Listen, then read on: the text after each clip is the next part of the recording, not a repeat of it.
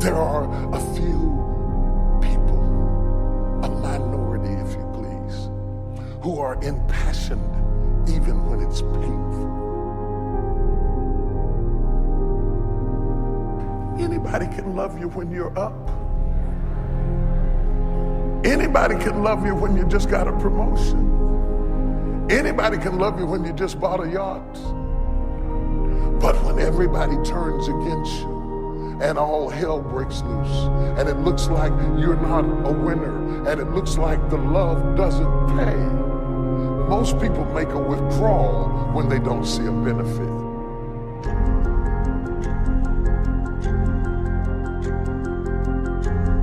There are certain things that will happen in your life that make you pick up the pace, that slap you out of your stupor and say, this ain't no time to cry.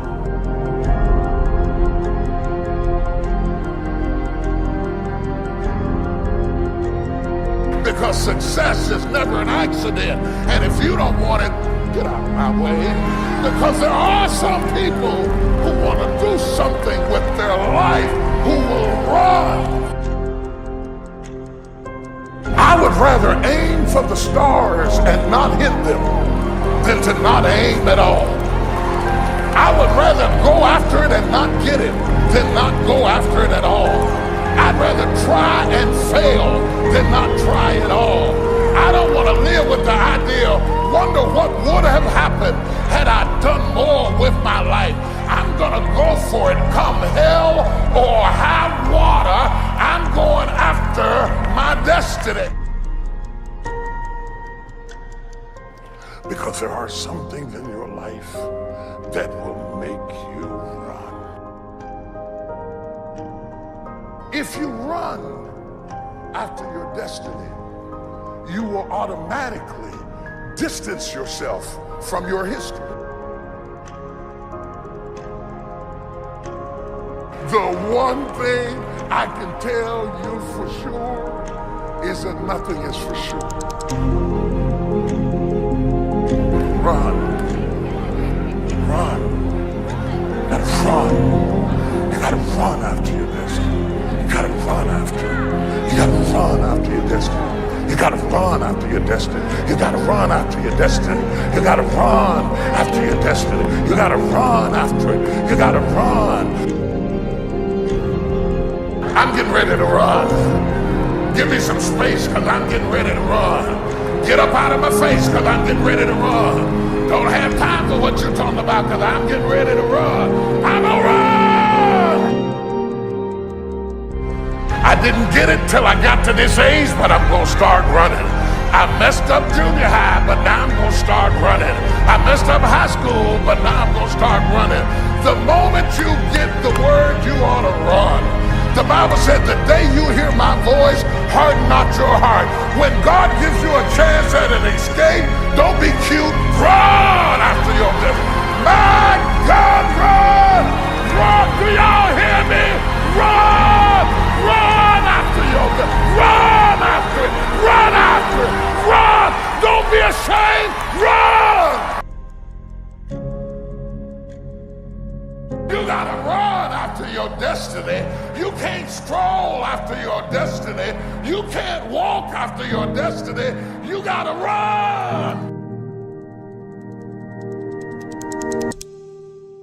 How you give your life, to give the best that you have, to give love, to give encouragement, to give help, to give support.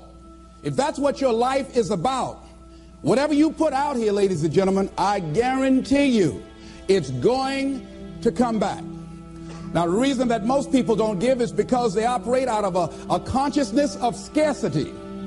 They don't believe that there's enough to go around. They can't see themselves having the capacity to give. They don't believe that they have anything to offer. They don't see themselves as an opening for the universe to work through. So if you begin to look at this new era that we're in, begin to see yourself as an opening for the universe to move through, to work through, to make a difference in life. See yourself being used by life to improve the quality of life, to expand and to grow.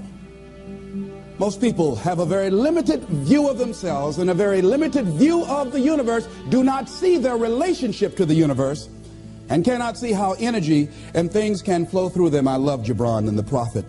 Then said a rich man, speak to us of giving. And he answered, you give but little when you give of your possessions, but it's when you give of yourself that you truly give. Gibran goes on to say, there are those who give little of the much which they have, and they give it for recognition, and their hidden desire makes their gifts unwholesome. And we know people who give only to be recognized. I love that old saying, judge a man not by what he does, but by that he doesn't have to do. And to judge the true quality of a man is what he'd do when nobody's looking. Gibran goes on to say something else important. He says, and there are those who have little and give it all. These are the believers in life and the bounty of life. See, most people don't give, ladies and gentlemen, because they don't believe in life. Most people don't give because they don't understand the abundance in life. And so they go through life holding back on life, not understanding this also, that what you hold back from life, life holds back from you. So most of us go through life, ladies and gentlemen, not giving, and we're cheating ourselves, and you're also cheating life. See, I believe that all of us have some work to do. I strongly believe that each one of us showed up to do something, that each one of us showed up to contribute something to life, and that if we don't do it, it will not be done. See, no one is going to give Les Brown's speech. No one is going to write your book. See, if you've been given something to do, and if you don't do it, what you're doing is short-circuiting the flow of the universe. See, just imagine, if you please, we had a circle and people are standing around in this circle. And let's say we were given a bucket of love. And then I pass it to the person to the right, and they pass it to somebody else, and they pass it to somebody else, and they pass it to somebody else, and they pass it to somebody else, and it comes back to me. One of the great things about giving is that as you give, you're going to receive. What we want to do is keep the flow going, keep the flow going. If anybody gets the bucket of love and stops and holds it there, all of us suffer. They've short-circuited the flow. They've stopped what was going on, the energy that was going around. See, you are part of an equation, and you are needed.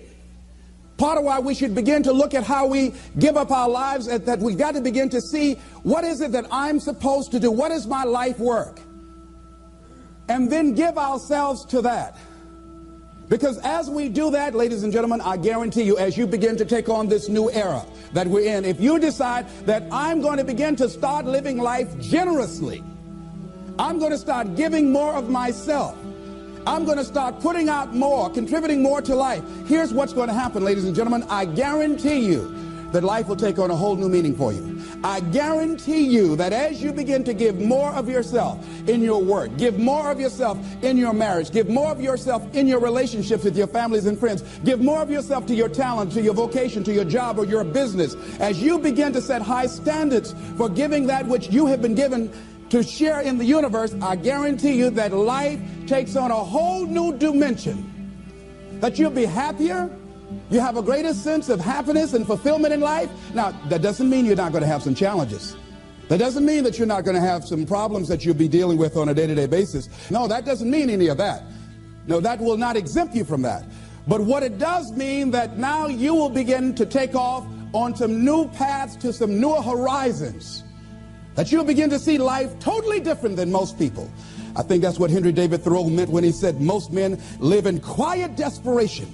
That most of us go through life because we're not using that which we've been given, that we are punished, that we're going through life getting up in the morning with no reason to get up. See, once you find out your purpose in life, and once you decide that you're going to live a life of sharing and giving and contributing to life, you don't need an alarm clock to get up.